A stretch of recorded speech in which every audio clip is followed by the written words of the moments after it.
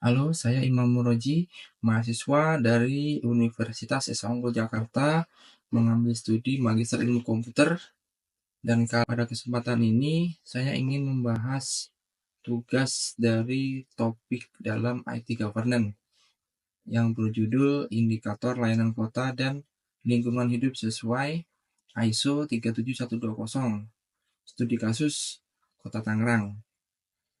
Daftar isi yang akan kita bahas adalah nanti dari pertama pendahuluan, kedua adalah kerangka teoritis, yang ketiga metodologi penelitian, keempat hasil dan pembahasan, serta yang kelima adalah kesimpulan dan rekomendasi.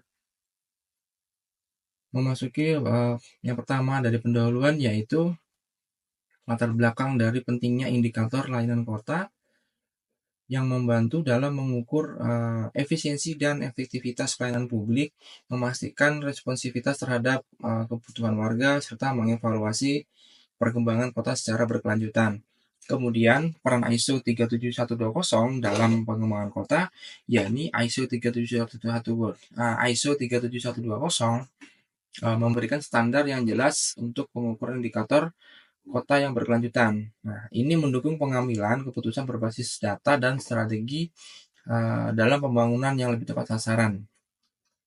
Kemudian tujuan penelitiannya adalah menentukan kualitas layanan kota untuk menganalisis dan menilai seberapa baik layanan yang disediakan oleh pemerintah kota kepada masyarakat dengan menggunakan indikator yang relevan, serta meningkatkan kesadaran lingkungan tentang pentingnya keberlanjutan lingkungan di kalangan pemangku kepentingan kota, serta peran mereka dalam menjaga ekosistem yang sehat dan aman untuk generasi yang akan datang.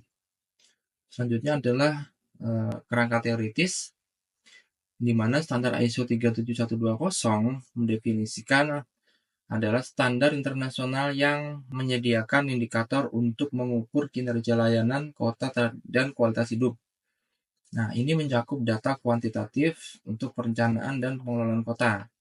Dalam kategori indikator ISO 37120 dibagi menjadi beberapa kategori termasuk ekonomi, lingkungan, dan sosial, yang mana dapat membantu dalam mengevaluasi dan mengembangkan kota berkelanjutan.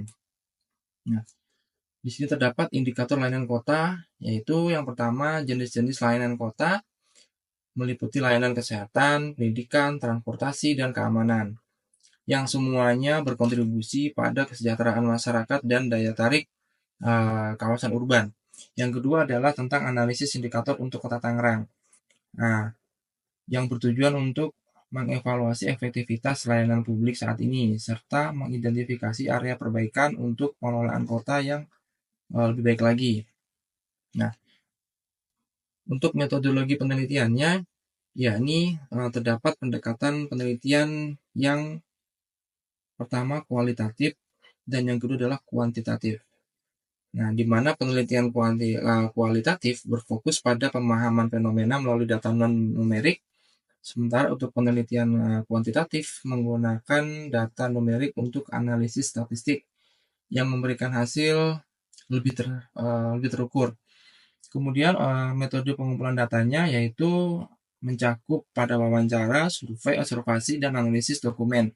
Dari masing-masing ini memiliki kelebihan dalam mengumpulkan informasi yang relevan untuk penelitian ini.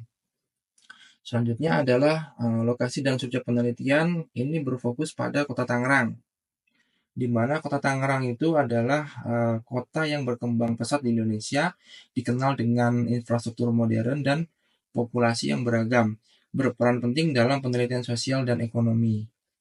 Nah, dalam pemilihan responden dilakukan secara purposif untuk mendapatkan informasi mendalam, memastikan bahwa responden mewakili berbagai latar belakang dan pandangan terkait penelitian ini. Kemudian didapat hasil dan pembahasan, yakni analisis dari indikator layanan. Yang pertama adalah tentang ketersediaan layanan dasar yang mencakup infrastruktur penting seperti air bersih, listrik, dan kesehatan, yang juga harus tersedia untuk memenuhi kebutuhan masyarakat.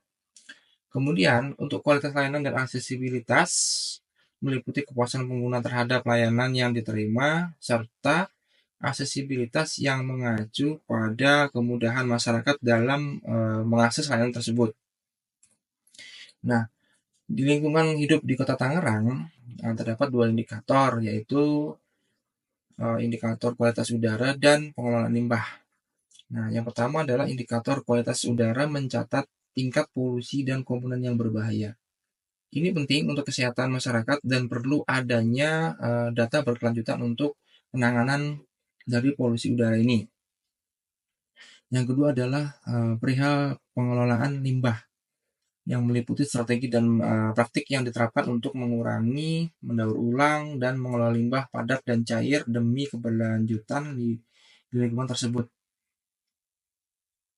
Kemudian dari pemaparan tadi kita dapatkan kesimpulan dan hasil dan rekomendasi. Yang pertama dari kesimpulan penelitian yaitu kita rangkum terhadap temuan-temuannya, yaitu kesimpulan dari penelitian ini merangkum hasil utama yang ditemukan yang menyoroti aspek-aspek penting yang relevan dengan tujuan penelitian dan kontribusi terhadap bidang ilmu. Kemudian implikasinya bagi pengembangan kota, yakni temuan penelitian memiliki implikasi signifikan bagi pengembangan kota, termasuk perencanaan infrastruktur, pengelolaan sumber daya, dan peningkatan kualitas hidup bermasyarakat. Nah, rekomendasinya adalah strategi peningkatan layanan yang mencakup strategi yang meningkatkan layanan publik di kota dengan fokus pada efisiensi, aksesibilitas, dan kepuasan pengguna. Kemudian kebijakan lingkungan berkelanjutan, yakni yang berorientasi pada keberlanjutan lingkungan dibahas, termasuk pada langkah-langkah untuk mengurangi jejak karbon dan konservasi sumber daya alam. Nah, demikian tadi pemaparan dari tugas topik dalam IT Governance yang saya sampaikan. Saya Imam Muroji, undur diri. Terima kasih. Selamat sore.